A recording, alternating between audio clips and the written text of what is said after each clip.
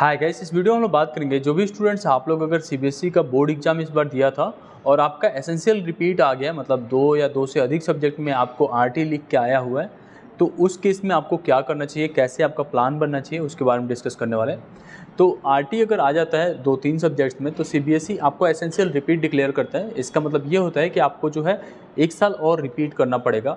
एक साल और अगर सीबीएसई से पेपर देना है तो अगले साल आप वापस से बोर्ड एग्जाम्स के लिए अपेयर हो पाते हो और उसमें आपको सारे सब्जेक्ट्स के लिए वापस पे पेपर देना पड़ता है।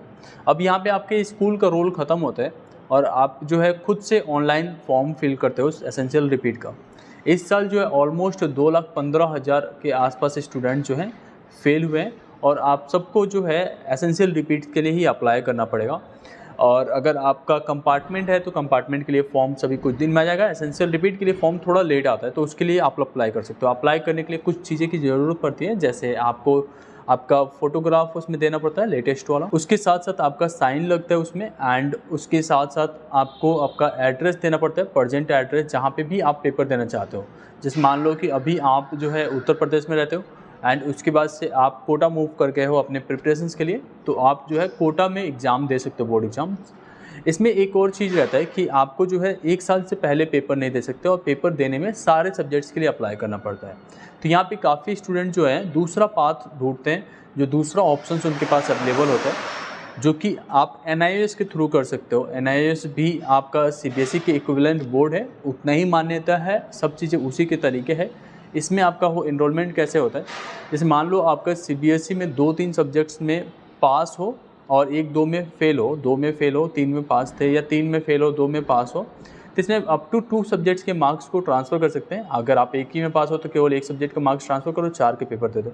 अगर आप 2 में पास है तो 2 के मार्क्स ट्रांसफ़र करो, 3 में पेपर दे दो। अगर 3 में पास हैं आप तो किसी 2 को ट्रांसफ़र कर सकते हो और फिर 3 को पेपर दे सकते हो।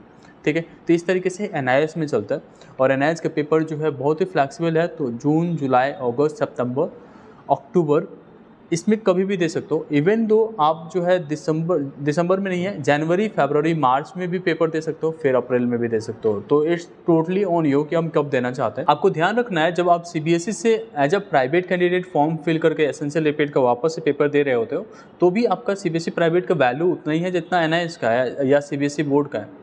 ठीक है, अब सीबीएसई प्राइवेट का जब आप फॉर्म फिल करते हो तो उस समय पे आपको क्या होता है, वापस से प्रैक्टिकल नहीं देना पड़ता है। लेकिन अगर इसमें आपको प्रैक्टिकल सब्जेक्ट जैसे केमिस्ट्री है, फिजिक्स है, या बायोलॉजी है, या कंप्यूटर है, या आपका फाइन आर्ट्स है, तो इस तरीके के सब्जेक्ट में प्रैक्टिकल होते हैं, तो आपको सीबीएसई में तो कैरी फॉरवर्ड हो जाएगा, लेकिन एनआईएस में वापस से आपको प्रैक्टिकल एग्जाम भी देने पड़ते हैं। हालांकि प्रैक्टिकल्स का जो सिनेरियो अभी तक आपने देखा था, जिस तरीके से मार्क्स मिले थे, वो एनआईएस में भी मिल जाता है। कुछ चीज़ें हैं जो आप सीबीएसई बोर्ड में नहीं कर सकते हो, जैसे आपको सब्जेक्ट चेंज करने का मन हो, लाइक आपने पीसीएम ले लिया था बट आपको कॉन्फिडेंस नहीं आ रहा है, आप कुछ किसी और स्ट्रीम में जाना चाहते हो, तो आप सीबीएसई में सब्जेक्ट चेंज नहीं कर सकते, बट वो सब्जेक्ट चेंज एनआईएस में हो सकता है। इसके साथ साथ क्योंकि सीबीएसई का पेपर एक साल में एक बार ही कंडक्ट होगा, तो आपके ऊपर प्रेशर बहुत ज़्यादा बिल्डअप हो जाता है। हालांकि एनआईएस हर मंथ में पेपर कराता है, तो मान लो आपने जून में पेपर दिया और आपका अगस्त तक रिजल्ट आया और उसमें आपको लगा कि एक सब्जेक्ट में रुक गया, तो फिर अगस्त में ही पेपर देके एंड आगे आपका रिजल्ट ले सकते हो। तो इसमें आपका साल ख़राब नहीं होता और आपके पास एक ही साल में मल्टीपल चांसेस होते हैं वापस से पेपर देके, एंड जो भी एक दो सब्जेक्ट का रुकता है तो आप क्लियर कर लेते हो। जैसे सीबीएसई में क्या होता है, 2 सब्जेक्ट में फेल तो आपको सब में फेल डिक्लेयर कर देता है और अगली बार आपको पेपर के लिए अटेम्प्ट करने के लिए बोलता है। बट एनआईएस में क्या होता है, जैसे मान लो आपने 2 में फेल हो गए तो अगली बार बोलेगा कि केवल उसी 2 का पेपर दे दो।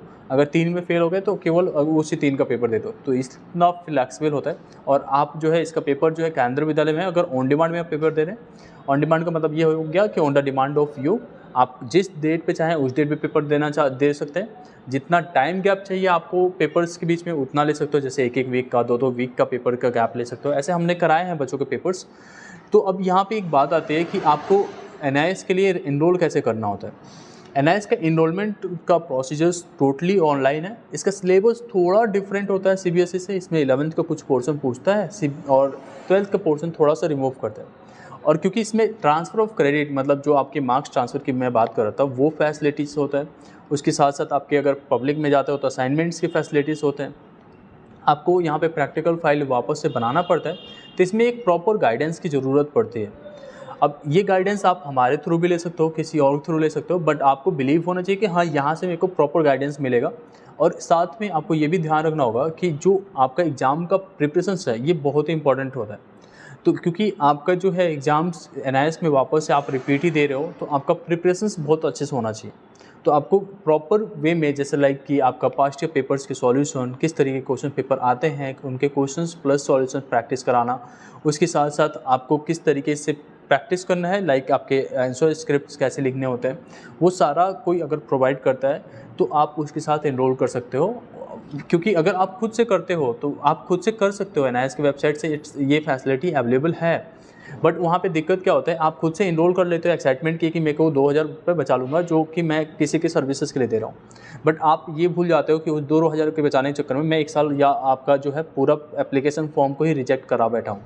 ठीक है, तो ये चीज़ें नहीं कीजिएगा। किसी काउंसलर से जो भी इसके बीच में स्पेशलाइज हैं, जो जिनको ज़्यादा पता है, उसके थ्रू कराते हो तो आपका साल बच जाता है, आपको टाइमली सारा चीज़ें प्रोवाइड हो जाता है। आपको जब आप ट्रांसफ़र लेते हो, ट्रांसफ़र ऑफ सर्टिफिकेट का मतलब वो मार्क्स कराते हो, ट्रांसफ़र ऑफ क्रेडिट, तो उसमें क्या होता है, जब क्रेडिट ट्रांसफ़र होता है तो उसमें आपको मार्कशीट जो बोर्ड का आता है वो एनआईएस को सरेंडर करना पड़ता है कि एनआईएस उसे मर्ज कर पाए आपके नए वाले मार्कशीट जो एनआईएस आपको देने वाला है। तो वो मार्कशीट भेजने का भी प्रोसीजर होता है। तो ये सारे प्रोसीजर जो है इतने सिंपल नहीं होते। अगर आप किसी भी एक चीज़ को स्किप करते हो तो आपका जो है वापस से पेपर रिपीट में चला जाता है और आपको ज़्यादा एक्सपेंस पड़ जाता है। ठीक है, तो ऑलमोस्ट हम लोग का जो चार्जेस होता है अगर कैलकुलेट करें मंथली वाइज तो 200 के आसपास आपको पे करना पड़ता है।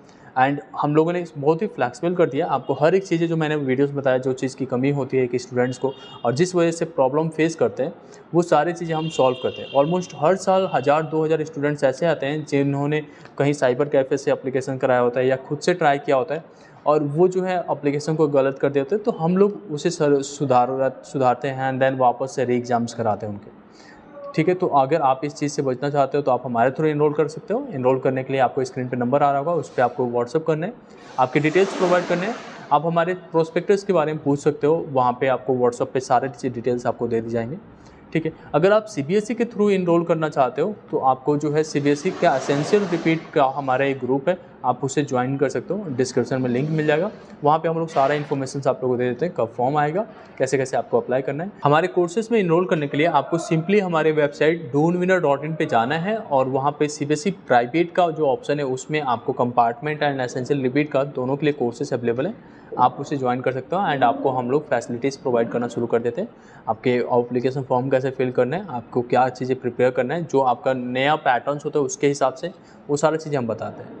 होपिंग दैट आपको ये वीडियो हेल्पफुल लगा होगा। Thank you so much.